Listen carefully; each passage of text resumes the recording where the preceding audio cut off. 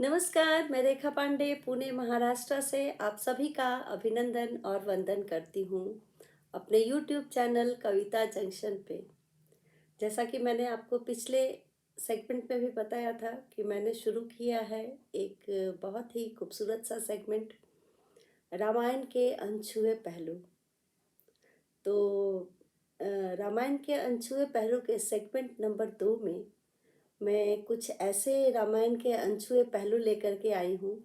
वो शायद आपको जानकारी हो या नहीं हो, मैं नहीं कह सकती, मगर परंतु बहुतायत मात्रा में तो लोगों को इसकी जानकारी नहीं है। ये मैं अद्भुत रामायण के 8वें सर्ग से लेकर के आई हूँ। ये अद्भुत रामायण भी वाल्मीकि जी के द्वारा ही लिखा गया था। तो इस रामायण में के अनुसार उसमें लिखा हुआ है, क्या रावण की पुत्री सीता थी? तो इसमें वाल्मीकि जी ने पूरे वर्णन के द्वारा दिया हुआ है कि सीता माता ही रावण की पुत्री थी। इसके बारे में आइए विस्तार से चर्चा करते हैं। रावण एक बहुत ही प्रतापी राजा हुआ करता था, जो चारों ग्रंथों का ज्ञाता, एक अच्छा शासक, एक अच्छा भक्त, सभी गुण उसमें थे। वो ब्राह्मण था और उससे जनता भी उसकी जो शासक था, वो जनता उसकी बहुत ही उससे खुश रहती थी। वो अपने मृत्यु को जानता था, वो भविष्य को अपने पढ़ता था, उसको सारे अपने भविष्य पता थे। तो फिर क्या हुआ कि बोला गया कि मृत्यु तो सबका निश्चित है। तो उसने रावण ने बोला कि अगर भूल से भी मेरी अपनी पुत्री पर आसक्ति हुई तो मेरा सर्वनाश मतलब निश्चित होगा उस दौरान। और हुआ भी यही। जब रावण ने अपनी पुत्री पर आसक्ति की, भले ही भूलवश की या अज्ञानतावश की, लेकिन उसका सर्वनाश हुआ। तो आइए हम लोग इस विषय में ही आज चर्चा करते हैं, रामायण के अनछुए पहलू एपिसोड 2। और उसके पहले मैं आप सभी को गुजारिश करूंगी कि इतने खूबसूरत अनछुए पहलुओं को मैं लेकर के आ रही हूँ। बहुत मेहनत लगता है मुझे पढ़ने में और जानकारी जुटाने में। तो प्लीज़ मेरा मतलब चैनल को आप आगे बढ़ाइए, प्रमोट कीजिए, क्योंकि आपके प्यार दुलार और आशीर्वाद से ही मेरा चैनल आगे बढ़ रहा है। तो आइए मैं इसकी स्टोरी को आगे बढ़ाती हूँ। दरअसल जो रावण था वो अक्सर विचरण करते रहता था। कभी वो यज्ञ में जाता था, तो कभी तपस्या करने के लिए चला जाता था। उस दौरान उन लोग का सबसे ज़्यादा शत्रु हुआ करते थे, ऋषि मुनि रहा करते थे।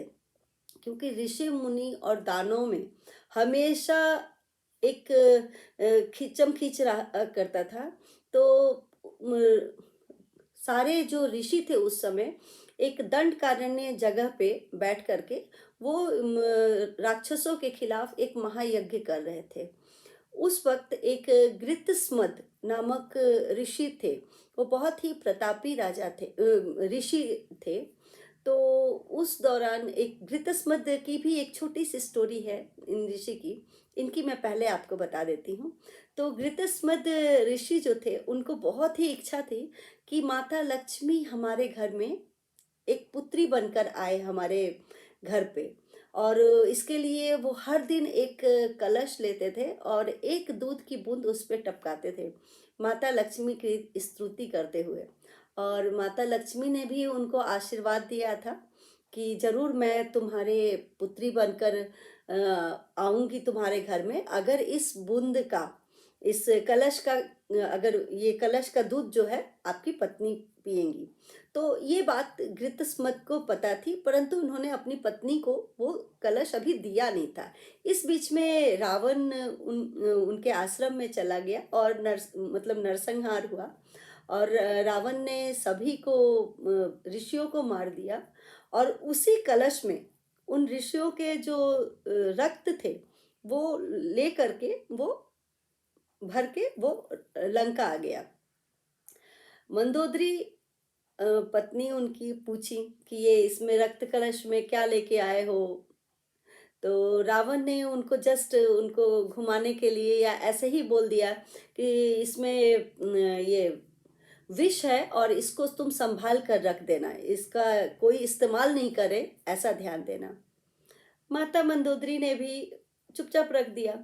लेकिन रावण का एक अजीब सा व्यवहार था। वो रहते थे और कहीं विचरण को चले गए और कभी यज्ञ करने बैठ जाता था रावण, या कुछ भी वो ज़्यादा अपना मतलब मैरिड लाइफ को ज़्यादा सेटिस्फाइड नहीं कर पाते थे, जिसकी वजह से मंदोदरी को बहुत एक दिन गुस्सा आया और उसने सोचा कि आज मैं इस खून भरे कलश को पी करके, इस विष को पी करके मैं अपनी जिंदगी समाप्त कर देती हूँ। तो रावण ने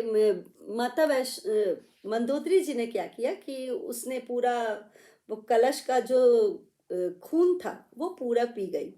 उनको पता नहीं था और उसको पता था कि वो विष कलश है, लेकिन उस कलश में थोड़ा सा दूध की मात्रा भी थी, जिसमें माता लक्ष्मी का आशीर्वाद था कि इस कलश का दूध अगर जो भी पिएगा उसकी संतान मैं बनकर आऊंगी। हुआ भी ऐसा ही। मंदोदरी गर्भवती हो गई। अब मंदोदरी गर्भवती हो गई तो बहुत मतलब उनको अजीब सा लगा कि रावण तो सुन के बहुत गुस्सा होंगे, क्योंकि वो तो काफ़ी दिनों से है भी नहीं, तो वो गर्भवती कैसे हो सकती। तो अब मंदोदरी को डर, थोड़ा पीड़ा, थोड़ा शर्म की वजह से वो क्या की, मंदोदरी अपने 2-3 दासियों को लेकर के वो तीर्थाटन का बहाना करके लंका से बाहर निकल जाती है।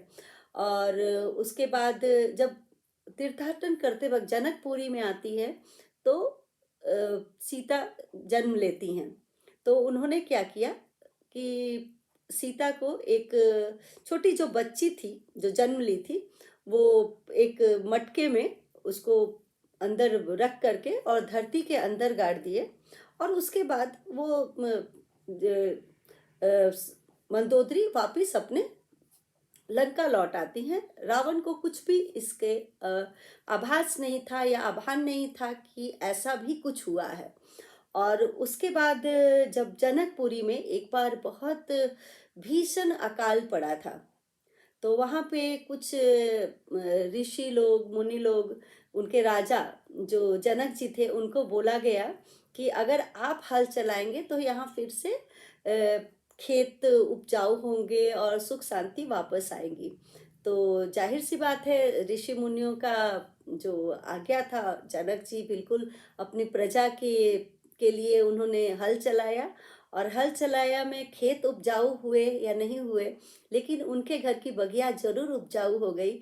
और उन्हें हल चलाते वक्त माता सीता उनके मटके में मिली, इसीलिए शायद धरती पुत्री भी उनको बोला जाता है, वैदेही भी बोलते हैं और जानकी बोलते हैं, सीता बोलते हैं, जगदम्बा, लक्ष्मी, सभी माता सीता का ही नाम है।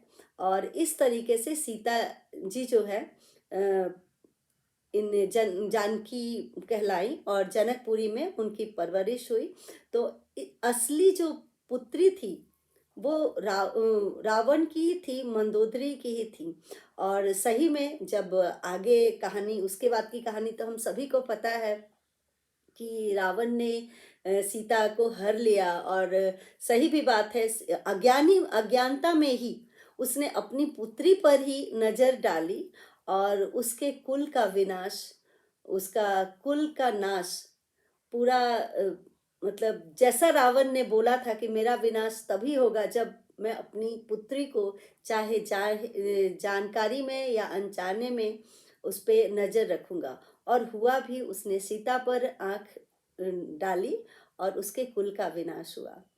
तो ये थी एक छोटी सी अनछुए पहलू के सेगमेंट नंबर 2 का पार्ट। और मैं कोशिश करूंगी कि आप लोगों को कुछ दिनों तक कुछ ऐसे पहलू से उजागर कराऊं जो शायद सभी लोगों को पता नहीं हो। ये एक मेरी कोशिश है। अब देखती हूँ आप इस कोशिश में कितनी सफल होती हूँ। आप अपना प्यार, दुलार और आशीर्वाद बनाए रखें। शुक्रिया।